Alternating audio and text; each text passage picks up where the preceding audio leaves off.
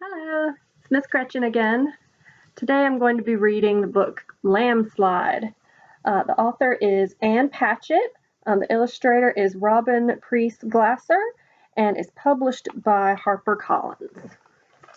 Here we go. Lambslide. There we go.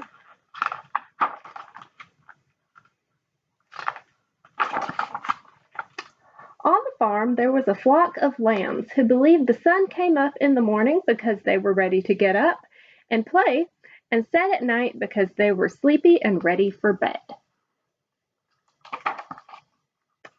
They thought the grass grew to please them, and the rain fell to annoy them. And the only reason butterflies fluttered by was so lambs could chase them. Everything was about the lambs as far as the lambs were concerned. One day, Nicolette Farmer announced to her farmer family, "I'm going to run for class president today." Mrs. Farmer said, "You'll win by a landslide." This meant her mother thought she'd win by a lot. But the lambs thought she said, "You'll win by a lambslide." This was exciting news. "Where is the landslide?" the lambs asked their mother. "There is no landslide," their mother said. "Now will you please let me finish eating the lawn?" The lambs were disappointed. They wanted a landslide. "Every place we have to play is too flat," the first lamb said. "No one can have fun in a flat meadow." "The pigs get to play in the mud," the second lamb said. "We never get to play in the mud." "That's because we aren't supposed to get our wool dirty," said the third lamb. The third lamb always did exactly as he was told. "The horses get to go on fun rides with the farmers. We never get to go anywhere." The grumpy group of lambs went back to their mother. She knew the answer to pretty much everything. "How do we get a landslide?" they asked. "First," she said, "you should see what the other animals think." This seemed like a good idea, so the lambs went to the chicken coop. "Do you think we should have a landslide?" the lambs asked a chicken. "I don't know," said the chicken. "Who would pay for it?" The lambs hadn't thought about this. "The farmers," they said, because the farmers paid for everything. Lambs didn't have money. "It's all right with me," said the chicken, "as long as it doesn't mean I get less chicken feed." "Do you think we should have a landslide?" the lambs asked a goat. "Would goats be allowed on the slide?" the goat inquired. The lambs hadn't thought about this, but they didn't see why not. "It's going to be a very big landslide. There will be plenty of room for everyone." "Then it sounds like loads of fun to me," answered the goat. "Do you think we should have a landslide?" the lambs asked a pig.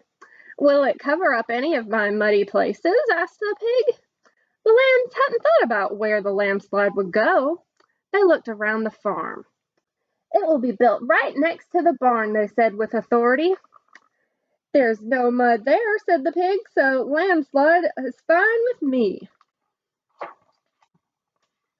Now that the chicken and the goat and the pig had agreed that a landslide would be a positive addition to the farm, the lambs asked their mother what they should do next. "What do you think you should do next?" asked their mother, who thought lambs should figure things out for themselves whenever possible. "Eat clover?" asked the first lamb. "Run through the field?" asked the second lamb. "Ask the farmers?" asked the third lamb. "I think letting the farmers know how you feel is the best idea," said their mother. The lambs decided to make some signs for the farmers, but they weren't very good at it, so Nicolette helped them when she returned home. She was, after all, now the president of her class. The farmers looked at the signs. They were impressed that the lambs had thought things through so carefully. The farmers decided that the whole farm should vote on whether or not there should be a landslide. When all the votes were counted, the landslide had won by a landslide.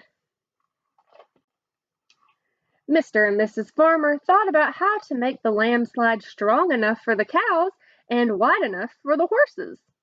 It needed to be long enough and fast enough to make it fun for the lambs. They put a big, soft haystack at the bottom, so everyone would have a nice landing. The lambs went down the Lambslide again and again and again.